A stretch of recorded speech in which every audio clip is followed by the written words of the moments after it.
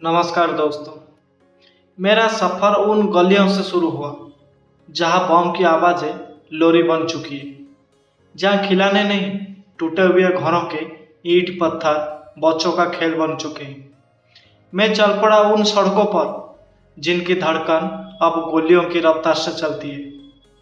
मुझे मिला वही बच्चा जिसके हाथ में कलम होनी थी, मगर उसकी मुट्ठी में रेत भरी थी।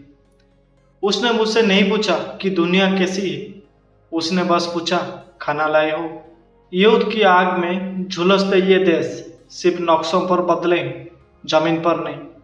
कभी यमन, कभी सीरिया, कभी गाजा, कभी सूडान। नाम बदलते हैं मगर हालात नहीं। दोस्तों, मुझे याद है उस बुढ़िया की आंखें जो टुकड़ों में रोटी समेटती थी, जैसे अपने बिखरे परिवार के आखिरी हिस्से को समेट रही हो। उसने कहा, बेटा अब तो खुदा भी यहां से चला गया है। मैंने उसकी छुरियों में इतिहास पढ़ा। भूख वहां भी थी, भूख आज भी है। फर्क बस इतना है, अब भूख की कीमत जान से भी ज्यादा हो गई। मैं बढ़ता गया। एक जगह ऐसा भी आया जहां बच्चों की हड्डियां उनकी उम्र से बड़ी दिखती थी। वहां किसी ने बताया यहाँ 20% आय गिर चुके हैं, मगर असली गिरावट तो इंसानियत की है। ये शब्द मेरे दिल में जैसे किसी हथौड़े की तरह बज रहे थे।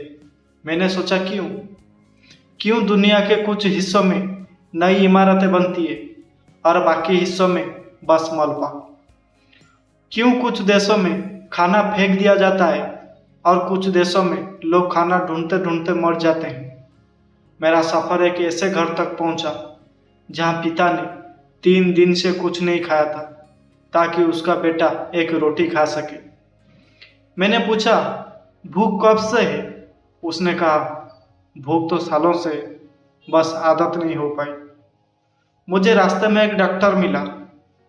उसने कहा, हम अब बीमारियों से नहीं, भूख से मरते हैं। दवाई कम, रोटी ज़्यादा चाहिए। उसकी आंखें भी भीगी थी, शायद क्योंकि डॉक्टर भी इंसान था। दोस्तों, मैंने देखा एक माँ अपने बच्चे को झूठा दिलासा दे रही थी, बस बेटा कल खाना मिलेगा, मगर वो कल कभी नहीं आता था। मेरा सफर एक बाजार तक पहुंचा जहां चीजें बिकती थी मगर खरीदार नहीं थे, क्योंकि वहां लोगों के जेब खाली थी, सपने खाली थे और पेट भी। वहां एक दुकानदार ने कहा, भैया अब तो पैसे कम, उधार ज्यादा चलता है और कभी कभी उधार भी जान मांगता है। मैं चलता रहा। मुझे ऐसे स्कूल मिले जहां बच्चे नहीं थे, क्योंकि कुछ बच्चे तो युद्ध में सिपाही बना दिए गए थे, कुछ भूख में खो गए थे। वो जो 20% गिरावट की बात थी, वो सिर्फ पैसे की नहीं थी, वो भरोसे की थी, वो सपनों की थी, वो भविष्य की थी। दोस्तों, मैंने एक सरकारी अफसर से पूछा, कुछ कर क्यों नहीं रहे? उसने कहा, हम आंकड़े सुधार रहे हैं। मैंने कहा, अंकल भूख आंकड़ों में नहीं होती, भूख पेट में होती है। मेरा सफर वहां भी गया जहां शांति की बात होती थी, मगर हथियारों की फैक्ट्री से धुआं उठता है। मैंने पूछा, तुम्हें डर नहीं लगता जब बम बनाते हो? उन्होंने कहा, हम तो रोजगार करते हैं। मुझे लगा शायद दुनिया ने भूख के दर्द को भी बिजनेस बना दिया है। मेरा सफर उन छोटे हाथों तक भी पहुंचा जो स्कूल बैग की जगह हथियार उठा रहे थे। मैंने पूछा, तुम खेलते नहीं? उसने कहा, खेलने के लिए बच्चा ही कम। दोस्तों, मुझे वहां एक बाप मिला जो अपने बेटे के जनाजे को अपने कंधे पर ले जा रहा था। मैंने कहा, कब से युद्ध चल रहा है? उसने कहा, जब से मेरा बेटा पैदा हुआ था, शायद उससे भी पहले। मेरी आंखें भीग गई। शायद आंसू भी अब बहने से डरते हैं, क्योंकि कहीं कोई सुनने वाला नहीं। मेरा सफर अब भी जारी है। हर मोड़ पर एक नई कहानी मिलती है, हर दीवार पर एक नया निशान, हर पेट में एक पुरानी भूख। कभी सोचता हूँ, इस दुनिया में अगर कोई सबसे महंगी चीज है तो रोटी है, क्योंकि यह बम सस्ते में बिकते हैं लेकिन रोटी नहीं। मुझे वो बच्चा याद आता है जो सिर्फ एक सवाल करता था, अंकल खाना लाए हो? दोस्तों, आज मैं भी उसी बच्चे की तरह पूछ रहा हूँ, क्या इस दुनिया में अब भी कोई रोटी लाने वाला बच्चा है? मेरा सफ़र रुका नहीं है, क्योंकि भूख अब भी चल रही है, और शायद हम सब कहीं ना कहीं उसी सफ़र का हिस्सा है। बस फर्क इतना है, किसी के पास भरपेट रोटी है और किसी के पास सिर्फ सवाल। मेरा सफ़र वहाँ से भी आगे बढ़ा दोस्तों, जहाँ जिंदगी का मतलब बस जिंदा रहना रह गया। मैं एक ऐसे कैंप में पहुँचा जहाँ हजारों लोग एक साथ रहते थे, लेकिन किसी को एक दूसरे का नाम तक नहीं पता था। शायद जब इंसान अपने घर, अपने वतन से उजड़ जाता है तो नाम भी उनके साथ नहीं चलता। वहाँ एक बूढ़ा आदमी मिला। उसने कहा, बेटा, मैंने 4 देश बदले हैं, लेकिन अब भी भूख वही है, वही पुरानी। मैंने देखा वहाँ हर चीज़ें बंटी हुई थी, पानी बंटा हुआ था, खाना बंटा हुआ था, यहाँ तक कि जिंदगी भी बंटी हुई थी। हर किसी का हिस्सा सीमित था, लेकिन भूख वो तो अनलिमिटेड थी। मैंने वहाँ के लड़की से बात की। उसने कहा, मुझे स्कूल जाना था, लेकिन स्कूल अब सिर्फ किताब में होते। उसने धीरे से पूछा, अंकल क्या तुम्हारे देश में स्कूल अभी भी खुले होते हैं? मेरे पास जवाब नहीं था। मुझे याद है वो माँ जो हर दिन अपने बच्चों को थोड़ा थोड़ा खाना देती थी, क्योंकि अगर आज सब खा लेंगे तो कल क्या खाएंगे। दोस्तों, मुझे एक एनजीओ के वर्कर मिले। उन्होंने कहा, हम खाना बांटते हैं, लेकिन यहाँ जितने लोग भूख से मरते हैं उतने लोग उम्मीद से ही मर जाते हैं। मैंने पूछा, कैसे? उन्होंने कहा, यहाँ भूख से पहले उम्मीद मरती है। जब इंसान उम्मीद छोड़ देता है तब वो अंदर से खत्म हो जाता है। दोस्तों, मेरा सफ़र उन खेतों तक भी पहुंचा जहाँ बम की गड्ढों में कभी पानी भरता था, लेकिन अब वहाँ मिट्टी भी सूख चुकी थी। एक किसान मिला, बोला, मिट्टी भी डर गई है यहाँ, अब इसमें कुछ उगता नहीं। मैंने कहा, तुम यहाँ क्यों रुके हो? उसने कहा, भैया, ये मेरी मिट्टी है, मैं मर जाऊंगा मगर इसे छोड़कर नहीं जाऊंगा। मुझे उन बच्चों की भीड़ मिली जो खाना बांटने वाली लाइन में खड़े थे, मगर जैसे ही गाड़ी आई वहाँ भगदड़ मच गई। भूख ऐसे होती है जहाँ तहजीब, अनुशासन, संस्कार सब भूल जाते हैं। एक एनजीओ वाले ने मुझसे कहा, हर दिन हम खाना लाते हैं, लेकिन हर दिन कुछ बच्चे बिना खाए रह जाते हैं। मैंने पूछा, फिर क्या करते हो? उसने कहा, अगले दिन फिर लाते हैं, शायद उस दिन कोई भूखा ना रहे। दोस्तों, मेरा सफ़र एक ऐसी जगह पहुंचा जहां अस्पताल तो थे मगर दवाई नहीं थी, डॉक्टर तो थे मगर इलाज नहीं थी, क्योंकि वहां पैसे की बीमारी सबसे बड़ी थी। एक माँ ने कहा, मुझे दवाई नहीं चाहिए, बस मेरे बेटे को रोटी मिल जाए। मुझे एहसास हुआ, इस दुनिया में कुछ लोग बीमारी से मरते हैं और कुछ लोग भूख से मरते हैं। एक सैनिक मिला। उसने कहा, मैं देश के लिए लड़ रहा हूँ। मैंने पूछा, तुम्हारे देश क्या तुम्हारे लिए लड़ रहा है? वो चुप हो गया। मुझे एक बच्चा दिखा, वो रेत में खेल रहा था। मैंने पूछा, तुम्हें क्या चाहिए? उसने कहा, अंकल, एक बिस्तर चाहिए ताकि मैं रात में माँ के साथ सो सकूं। दोस्तों, मैंने देखा यहाँ कोई राष्ट्रपति नहीं बचा, यहाँ कोई राजा नहीं बचा, यहाँ सिर्फ भूख बची और बिखरी हुई जिंदगी। मेरा सफ़र एक मस्जिद, एक चर्च और एक मंदिर के खंडहर तक पहुंचा। तीनों जगहों से बस एक ही आवाज़ आई, रोटी पहले चाहिए, पूजा बाद में। मुझे लगा शायद आज दुनिया की सबसे बड़ी प्रार्थना भी यही है, रब्बा रोटी दे दो। कभी सोचता हूँ, अगर किसी दिन ये युद्ध रुक भी गए तो क्या भूख रुक पाएगी? शायद नहीं, क्योंकि ये सिर्फ बमों का नहीं, नियतों का युद्ध है। मेरा सफ़र अब भी चल रहा है। मैं हर रोज़ किसी भूखे चेहरे से मिलता हूँ। हर रोज़ कोई बच्चा मुझे उम्मीद से देखता है। हर रोज़ कोई बाप मुझे पूछता है, कुछ रोटी लाए हो? और हर रोज़ मैं खुद से पूछता हूँ, क्या मैं रोटी ला सका? दोस्तों, मेरा सफ़र अब उस मोड़ पर पहुँच चुका है जहाँ अंधेरे के बीच कहीं ना कहीं रोशनी की हल्की लकीरें दिखने लगी, जहाँ हर भूख के बीच कोई ना कोई हाथ रोटी देने को भी बढ़ता है। दोस्तों, मैंने देखा एक बच्चा जिसने खुद भूख झेली थी, अब अपने छोटे से हाथ से किसी और को खाना बांट रहा था।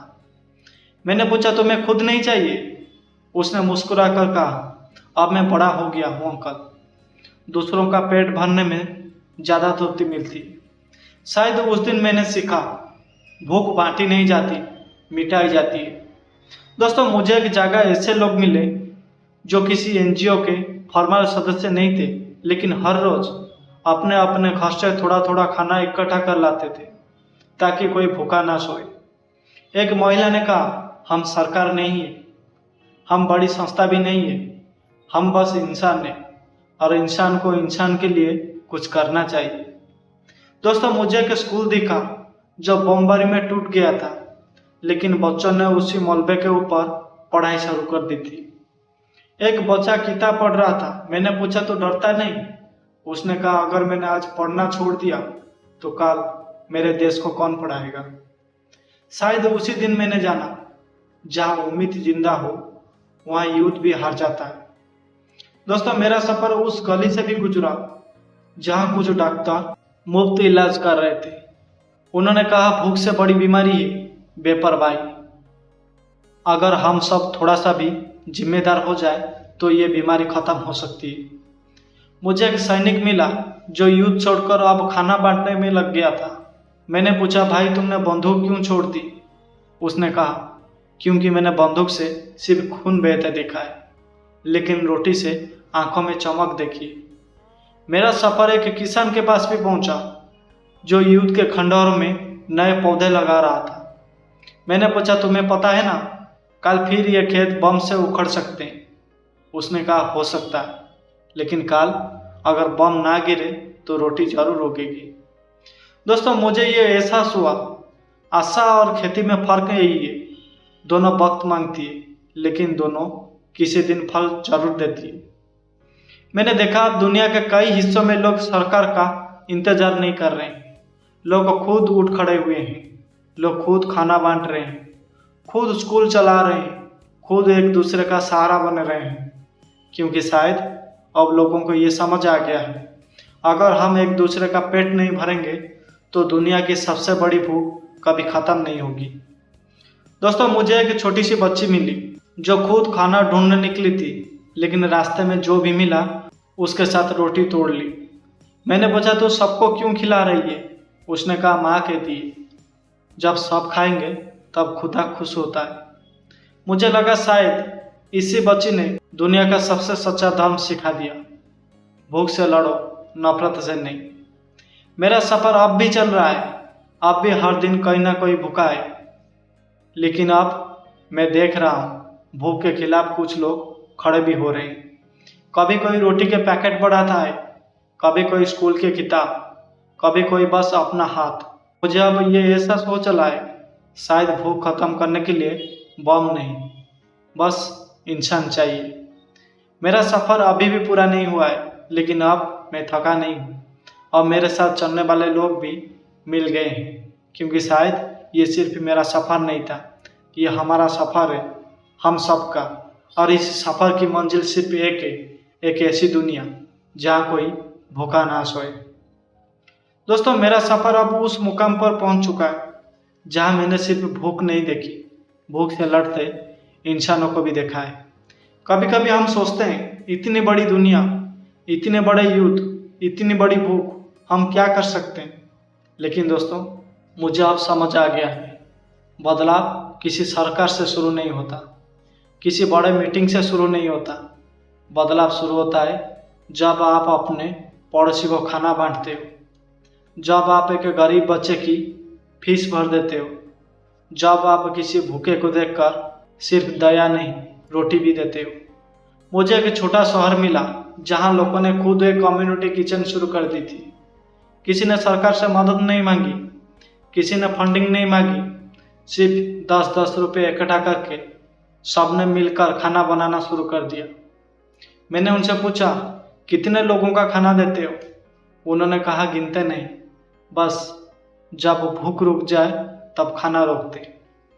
दोस्तों, मुझे वो बच्चा भी मिला जो अब खुद एनजीओ चला रहा है। कभी वो भूखा था, आज वो भूख मिटा रहा है। मुझे एक किसान मिला जिसने अपनी आधी जमीन उन लोगों के लिए जोड़ दी जिनके पास कुछ भी नहीं था। वो बोला, रोटी अकेले खाओगे तो पेट भरेगा, साथ खाओगे तो दिल भी भरेगा। दोस्तों, मुझे अब दिख रहा है दुनिया के कई देशों में फूड बैंक खुल रहे हैं, जीरो हंगर जैसी ग्लोबल मुहिमें चल रही है, कम्युनिटी फार्मिंग, पे व्हाट यू कैन रेस्टोरेंट शुरू हो रहे हैं, जहां रोटी का दाम पैसे से नहीं इंसानियत से तय होता है। संयुक्त राष्ट्र की रिपोर्ट कहती है अगर दुनिया का हर व्यक्ति अपने खाने का सिर्फ 10% हिस्सा भी किसी ज़रूरतमंद को दे दे तो पूरी दुनिया से भूखमरी खत्म हो सकती है। लेकिन दोस्तों, सवाल ये नहीं है कि ये संभव है या नहीं, सवाल यह है कि हम ऐसा करेंगे। मुझे एक स्कूल की दीवार पर लिखा मिला, अगर तुम्हारे पास 2 रोटियां हैं तो एक किसी भूखे को दे दो। शायद इसी में पूरी इंसानियत का सार छुपा है। मुझे अब समझ आया है, भूख से लड़ने के लिए कोई बड़ा ताकत नहीं चाहिए, बस एक छोटा सा दिल चाहिए जो किसी के लिए धड़कता है। मुझे वो बुजुर्ग याद आते हैं जो कहते हैं रोटी से बड़ी कोई दवा नहीं। मुझे वो बच्चे याद आते हैं जो पूछते थे अंकल खाना लाए हो। मुझे वो माँ याद आती है जो कहती है बस मेरे बच्चे को पेट भर खाना खिला दो। दोस्तों, मेरा सफ़र अब भी जारी है, लेकिन अब मैं अकेला नहीं हूँ। अब मेरे साथ वो सब लोग हैं जो मानते हैं किसी भी देश की असली ताकत वहाँ की बंदूकें नहीं, वहाँ की भरी थालियाँ होती है। मुझे अब लगता है अगर हर देश अपने बम का खर्च थोड़ा कम कर दे तो शायद लाखों भूखे बच्चे पेट भर सकते हैं। अगर हर सरकार, हर इंसान, हर समाज भूख से लड़ने को पहली प्राथमिकता बना दे तो शायद भूख भी एक दिन हार जाएगी। क्योंकि असली युद्ध तो रोटी का है और ये युद्ध हम सब मिलकर जीत सकते हैं। दोस्तों, मेरा सफ़र आज यहाँ ख़त्म नहीं होता। मेरा सफ़र अब आपके पास पहुँचता है, क्योंकि शायद अब आपको तय करना है आप इस भूख के खिलाफ खड़े होंगे या आंखें फेर लेंगे। ये मेरा सफ़र था, अब ये आपका भी हो सकता है। शायद एक दिन ऐसा आएगा जब कोई बच्चा मुझसे नहीं पूछेगा अंकल खाना लाए हो, क्योंकि उस दिन हर कोई पेट भर चुका होगा। तो दोस्तों, इसी टॉपिक को लेकर आपका मन में क्या राय है हमें कमेंट बॉक्स में ज़रूर बताइए। वीडियो को ज़्यादा से ज़्यादा शेयर कीजिए और हमारे चैनल को पहली बार आए तो सब्सक्राइब करके बेल आइकन को दबा दीजिए। धन्यवाद दोस्तों।